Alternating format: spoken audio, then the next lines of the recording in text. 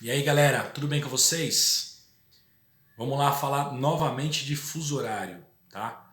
Então, semana passada eu fiz uma introdução com vocês sobre uma convenção internacional, sobre um acordo internacional feito pelos países do mundo todo no final do século XIX, na transição ali do século XIX para o século XX, em que, deixa eu ver se está tudo certinho aqui, opa, em que o mundo resolve adotar um parâmetro internacional para os horários, chamados fusos horários. E esse encontro foi a Convenção Internacional da Geografia e ela definiu, por exemplo, que toda a referência para fuso horário partiria de uma linha imaginária, de um meridiano central que cruzaria a Europa, todo o território europeu, passaria pela Inglaterra e cruzaria a África de um lado e do outro lado, essa linha imaginária, que seria o chamado antimeridiano, ela passa no limite ali pelo Estreito de Bering, no limite entre o Alasca, que é um território dos Estados Unidos, e a Rússia. A linha do meridiano central, a linha do meridiano de Greenwich, que é assim que ele fica conhecido, ela passa a ser identificada como o zero, a referência. Então é a hora referência. Considerando, segundo a lógica que eu expliquei para vocês na semana passada,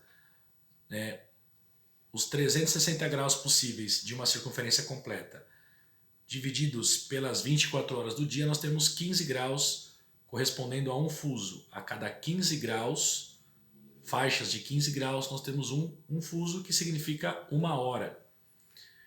Então, a cada faixa de 15 graus para leste, nós temos sempre a cada 15 graus uma hora, a cada 15 graus uma hora.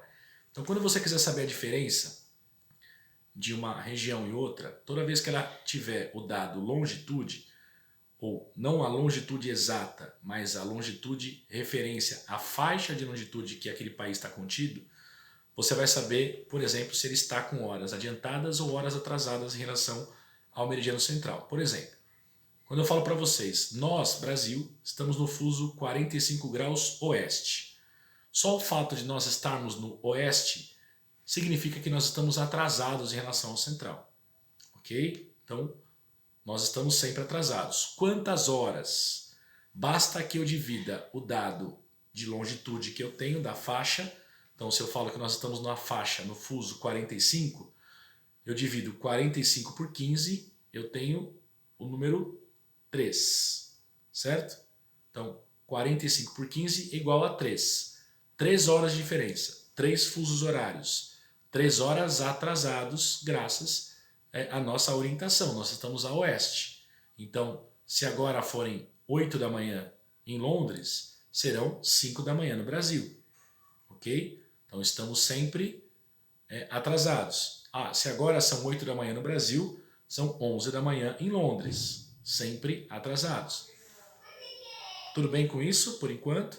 Então, olha só, essa é a referência principal. O mesmo vale, vamos pegar um outro exemplo, o Japão. O Japão está na faixa do 105 leste.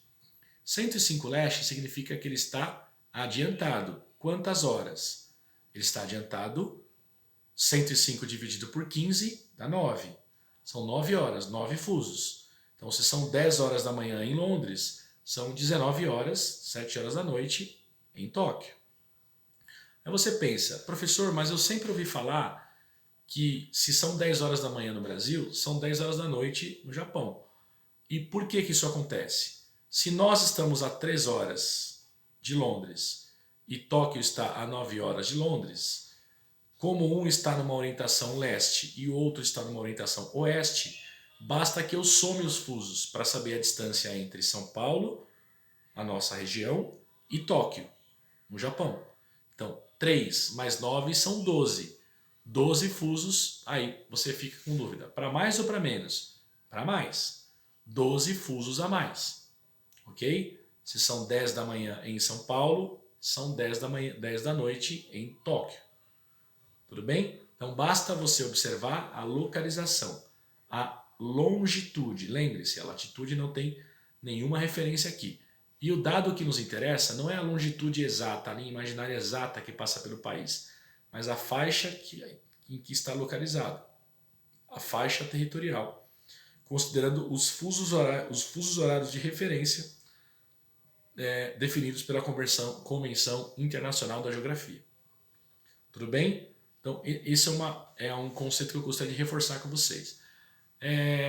Podem aparecer exercícios, inclusive eu pretendo apresentá-los para vocês em breve, exercícios que utilizam, por exemplo, simulações de viagens. Então, um passageiro com destino a Tóquio saiu de São Paulo às 7 da manhã do dia 10 de março.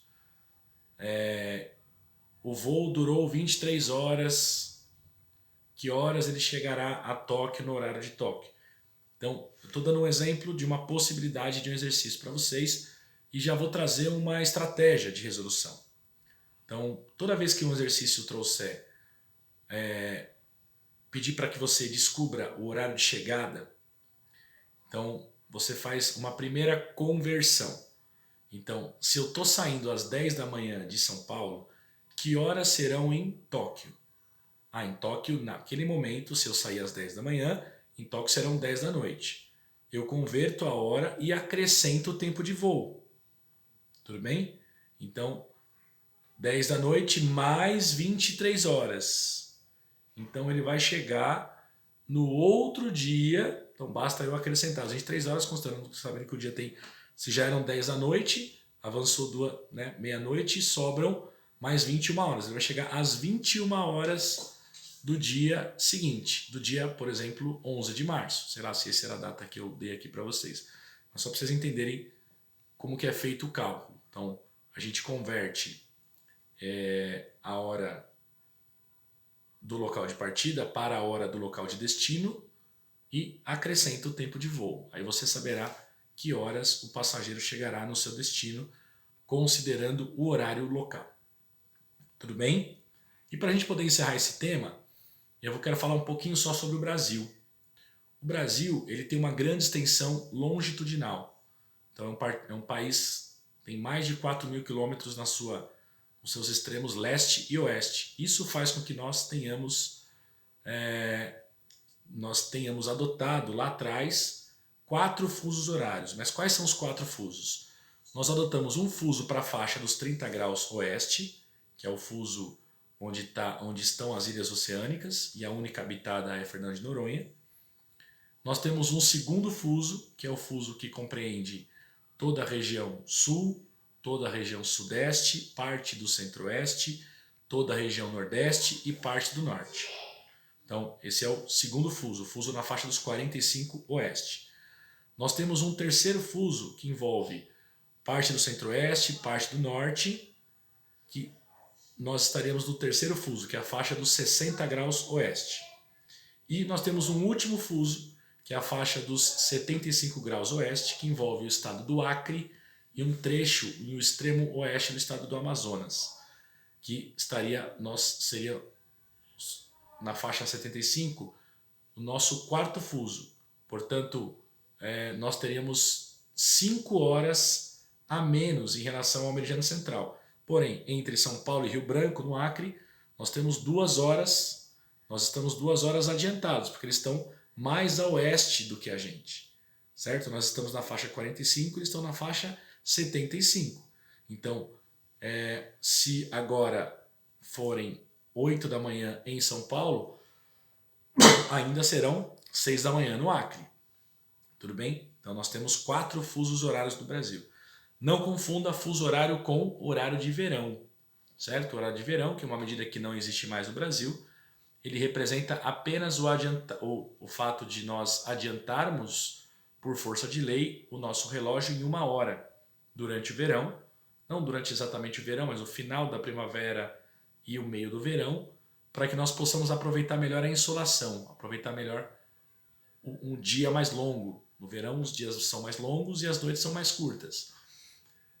Isso é válido para os estados do Sudeste e do Sul, Centro-Oeste, Sudeste e Sul. Os estados do Norte e Nordeste não adotam horário de verão, ou não adotavam no passado, justamente porque ele já tem uma distribuição de luz muito regular entre os horários do dia e da noite. Essa mudança vai acontecer nas latitudes maiores. Por isso que nós adotávamos no Sudeste, no Centro-Oeste e no Sul os chamados fusos horários. Tudo bem? Desculpa, horário de verão. Nós adotávamos o horário de verão. Agora, essa medida não existe mais. Qual é o objetivo dessa medida? Essa medida tinha o objetivo de proporcionar uma economia de energia. Nós acenderíamos as luzes no interior das casas 1 hora mais tarde, considerando isso em todo, né, em grande parte do território nacional e em grande parte da população brasileira, isso tinha um peso significativo na economia de energia.